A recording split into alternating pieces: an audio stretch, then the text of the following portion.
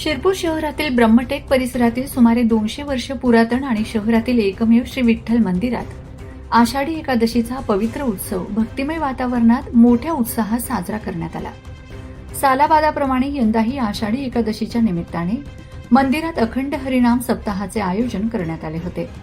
या सप्ताहात भाविकांनी मोठ्या संख्येने सहभागी होत हरिनामाचा गजर करत भक्तिरसाचा आनंद लुटला। या मंदिराची स्थापना अंमळनेर येथील सद्गुरू श्री सखाराम महाराज मंदिराचे द्वितीय गादीपती पूज्य श्री गोविंद महाराज यांच्या शुभ हस्ते झाली आहे।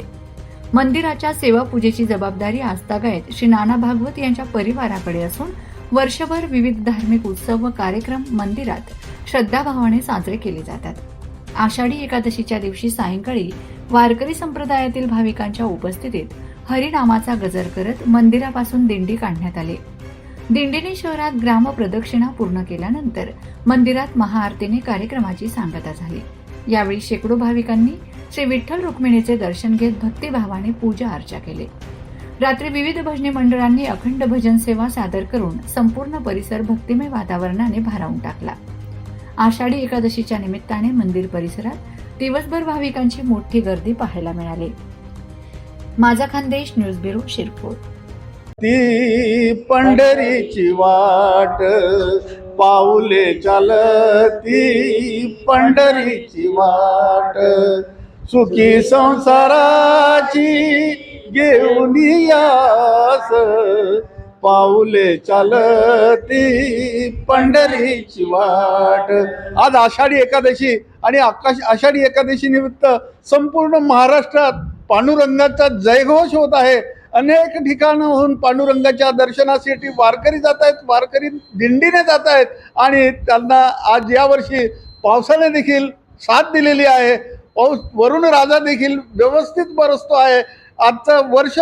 आजचा हा पर्व सुखी समाधानी आज तरी वाटत आहे। म्हणून आज शिरपूरच्या या विठ्ठल मंदिरात देखील भाविकांची गर्दी लाटलेली। शिरपुरातला एकमेव असं भागवतांचं विठ्ठल मंदिर हे प्राचीन आहे। आपण बोलूया या विठ्ठल मंदिराच्या आख्यायिकेबाबत भागवत यांच्याशी। भागवत दादा, काय सांगणार या मंदिराची? फार मी माझ्या म्हणजे मला जसं आठवतं कधीपासून मी हे मंदिर बघतोय, अनेक बद्दल या मंदिरात आता होताना दिसत आहेत। काय सांगणार या मंदिराच्या आख्यायिकेच्या बाबतीत?